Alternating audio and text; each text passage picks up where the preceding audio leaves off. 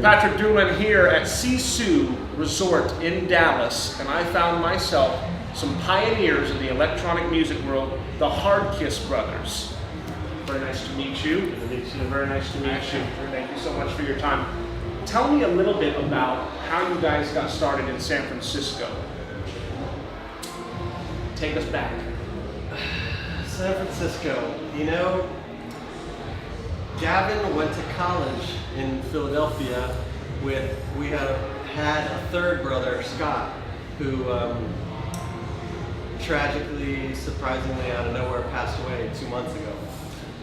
Scott did a year abroad in England studying and experienced Summer of Love in England of when house music hit ecstasy and the Hacienda Club, maybe, is that kind of? Yeah, raves. The rave scene started in England, so he did a year in England and got a taste of that. And I know he wrote me. I was already in San Francisco.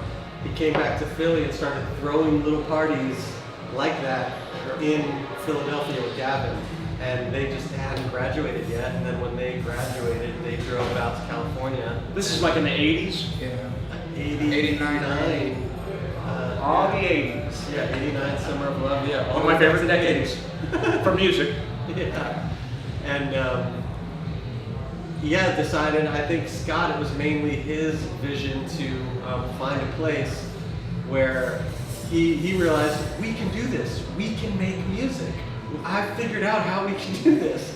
We just need to say we're going to do it, find a place to kind of plant our flag, and San Francisco, counterculture capital of the United States of America, which is an amazing seemed like a place, and I was already there. So these guys jumped in a car and drove out with some 80s Prince CDs and Technic turntables, Newmark mixer. Turntables in the mixer, yeah, and came out and joined me. Yeah. Who was bussing tables in San Francisco.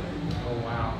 What part of San Francisco, what was the club scene? What was the area that you guys kind of got your upstarts? What neighborhood? Yeah, it's a small town. You can pretty much walk the whole town. It's not like Dallas. Sure. So things were just popping up everywhere, and there was a lot of underground stuff. So it was happening in warehouses. It was happening in basements. It was happening On in old beaches. disco clubs. Full moon parties. There were some beaches. other like British expats that kind of traveling hippie type British people that came to San Francisco and started throwing full moon parties. So every full moon, take a generator, turntables, speakers, sound system out to a beach, and not tell anyone about it until after midnight. And I mean, I think we were the first one or two where there was maybe 25 people, things like that, and then that grew to where they would not people would show up. disclose.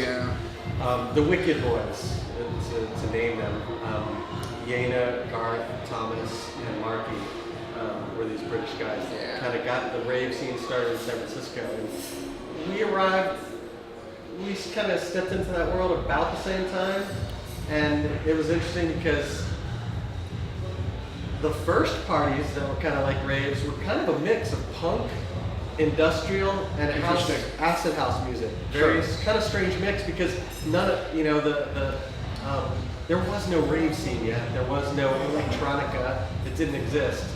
But there were warehouses and turntables and lots of crazy records and lots of crazy people. So about what time in the early 90s, I know you guys started to have kind of maybe some more of a breakout for you guys as a duo or as a trio. When did you start? What single was it that kind of broke you out, or what album, or what content was it? We started a record label in 1992 called HardKiss Music, and we had like 4 records that came out in quick succession. The biggest of which was a song called Rain Cry by God Within, produced by Scott. And I think it was the frequency of these records coming out one after each other that kind of caught people off guard, because a lot of dance music was coming from New York and Chicago and Detroit, and it was like, oh my God, there's something happening in California. And I think the fact that we're able to just like follow up on this new sound kind of entrenched it, and then people started paying notice. We're talking like only vinyl release. We didn't put out the CD until I think 95. And then when the CD came out, which was a compilation, Of all our singles. that was it, because that was international. And what year was that? 95? 95, 96. And a British label licensed it for overseas. Did you guys tour Europe in the mid to late 90s? I take it. Gavin, Civil War. Yes, sir. Gavin didn't have a. Gavin was illegal at that time. Didn't have a green card. He's South African born. So he couldn't go, for fear of not being able to come back in. So Scott and I actually played England, Paris, and toured around a bit. Yeah, it took till like 97 for me to go abroad. And then, the frequent trips to Spain and Ibiza and Paris, England, South America. What's one of your favorite places to play in Europe? All of it. I like The north of England was the most fun for me. London has big, incredible clubs with incredible sound systems, but the party people in the north, it's a little trendier in London. I mean, it's good. You love it. They keep things moving and everything, but it's a little more just down to earth. I never made it to the north. I stayed in London for a little while, but I never got to make it to the north. Manchester and Nottingham, we had great times. There are new orders from Manchester. Yeah, that was a big part of it, the Hacienda Club. Yes. That was also like another example of rock bands mixing with DJs and this sort of fusion. New Order, it's like a rock band born out of Joy Division, and they're playing like, dance music at a club, a dance club all of a sudden. And getting Arthur Baker to It's pretty much what got us, I mean, I think you and Scott were even more into Cure, Smiths, melodic British rock, pop rock. indie sound, Who were some of your inspirations back, I assume, probably from the 70s and 80s? Who were some of the bands and groups that you just really Well, there's one. Prince is number one for the three of us. It's actually the way that the three HardKiss Brothers met. Scott went to high school with me, and he was kind of a shy art nerd, and I'd never really talked to him. And then I was at soccer practice, and he was on just joining the soccer team, and he kind of came up in his car driving to soccer practice, and I heard 1999, like something from 1999, I don't remember which song now, blasting out of his car. And I'm like, I knew that I loved it, but I didn't, not many other people were like all over Prince. So Prince is the big inspiration for the HardKiss Brothers. Yeah, definitely number one. That's incredible. I think it's great. Wow. And they did the same thing in college. and if you I met Scott through his CD collection, just realizing we had the same taste, and then we started swapping tapes of more obscure Prince recordings, like Prince After parties. at a small club in Paris, and after parties that he did, and that's how we kind of connected. Prince, the ultimate fusion artist, really. He's just so rock, what an incredible producer And the funk musician.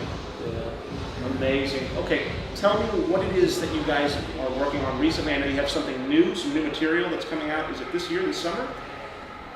Within the month, actually. We just finally got our release date. There's a San Diego label called Siesta Records. Yeah, Siesta Records. I don't pay attention to the It's a siesta, right? Siesta, San Diego. It has a nice little history of putting out cool dance music in California. And we are in California. We feel good about this first release called Revolution, which features a friend from New York named Scavone, who is a rapper I met through my wife in Texas, and love this little bit of his song, and it got something rolling, and now Gavin and I have made a bunch of tracks around it. Awesome. But right now you guys are currently still based out of San Francisco, the Bay Area? Yes, sir. Correct. Okay. Well, what brought you to Dallas this weekend? Party. Wade Randolph Hampton. Remember those three words. Important words. Tell us who Wade Randolph Hampton is. I don't know who he is. Wade Randolph Hampton started this place, Sisu, with some other partners that we're playing out today, but he also gave me my first out-of-town DJ gig ever. Met him. Have you ever heard of DJ Kyoki? Yes, I've heard that name. superstar DJ Kyoki. I haven't seen him in a while, but we were at the New York New York New Music Seminar in New York City. Had to be like 91, 92. Met Wade in his apartment, and he had heard a couple of our records and said, I think Chicago needs to have the HardKiss Boys out there. Are you busy on this date? And I really had just started DJing. And of course I said, sure, I can do it. I went to play this gig with Derek Carter, Mark Farina, Spencer Kinsey, and me. Okay, and I was like the big out-of-town headliner guy with those DJs. I don't know if you know, but those are some world-class DJs. I could barely put 2 records together. I was sweating bullets. It was funny. So do you guys usually have fun when you come to Dallas? Yeah. Yeah, we've been coming here for a long time. We got a rich history of playing the rave scene here back in Tell the me early about 90s. some of the, do you remember? Bill's Records. Okay, Bill's Records. Records. What about any of the clubs What or was the Fish places that you played at when you Fish came to Dallas? something? There was this guy Sal. He had a warehouse, and we did a lot of parties. Or I came to a lot of parties in Sal's warehouse. I don't know what it was called. It's like back in the mid-90s. Yeah. Okay. And then there were like big raves that would come out. There's a famous one that happened in the mud.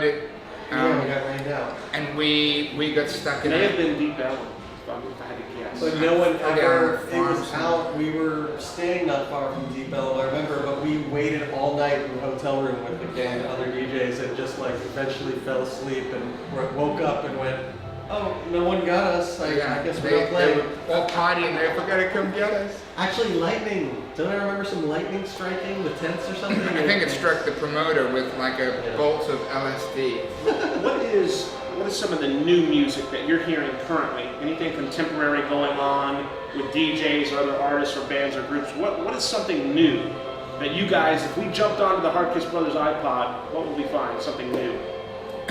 I eat music, man. Every day it's something new. It doesn't stick around for me. I just kind of digest it. So this week, Lovebirds is something that you were talking about that earlier. I like Jai Paul, coming out of the UK. I like, I don't know. I like a lot of the music coming out of San Francisco right now, like Pillow Talk and all the Dirty Bird stuff. Crazy P is another guy that I really like, Crazy P, and Hot Toddy. I've been hearing some great. And these are Hot Toddy some West mixes. Coast acts, right? Well, I don't even know you're his name, mentioning too. English acts. They're all English. Yeah, I'm just British, finding yeah. them online, shopping Okay. and stuff, you know. Amazing.